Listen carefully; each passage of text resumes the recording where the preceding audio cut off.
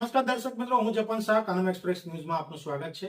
જોઈએ આજના મુખ્ય અને મહત્વના સમાચાર। તિલકવાડા સરકારી હોસ્પિટલ ખાતે બ્લડ ડોનેશન કેમ્પ યોજાયો। 50 યુનિટથી વધુ બ્લડ એકત્રિત કરવામાં આવ્યું। છોટાઉદેપુર લોકસભા સાંસદ જશુભાઈ રાઠવા, તાલુકા પંચાયતના પ્રમુખ મમતાબેન સહિત ગૌરંગ બારિયા સાથે જ તમામ આગેવાનોએ હોસ્પિટલની મુલાકાત લઈ રક્તદાતાઓને શુભકામનાઓ પાઠવી। 14 જૂન એટલે કે વિશ્વ રક્તદાતા દિવસ અને આ દિવસની સમગ્ર વિશ્વમાં ઉજવણી કરવામાં આવે છે। આ ઉજવણીના ભાગરૂપે નર્મદાના તિલકવાડા સરકારી હોસ્પિટલ ખાતે બ્લડ ડોનેશન કેમ્પનું આયોજન કરવામાં આવ્યું હતું।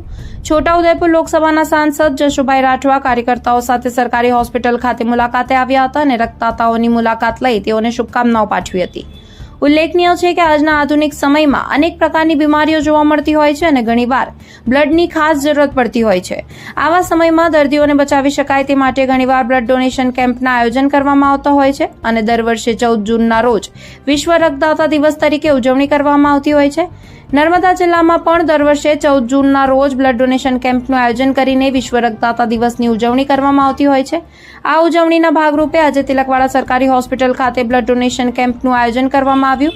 આ કેમ્પમાં વહેલી સવારથી જ યુવાનો મોટી સંખ્યામાં બ્લડ ડોનેટ કરવા માટે ઉમટી પડ્યા હતા અને 50 યુનિટથી વધુ બ્લડ ડોનેટ એકત્રિત કર્યું છે।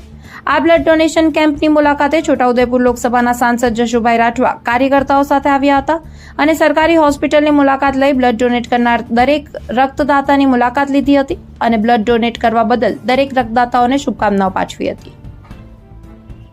રિપોર્ટર રાજેશ ચૌહાણ, નર્મદા। આજે નર્મદા જિલ્લાના તિલકવાડા ખાતે સામૂહિક આરોગ્ય કેન્દ્રમાં રક્તદાન શિબિર યોજવામાં આવી। આ શિબિરની અંદર 50 કરતાં વધારે યુનિટ થવાની સંભાવના છે।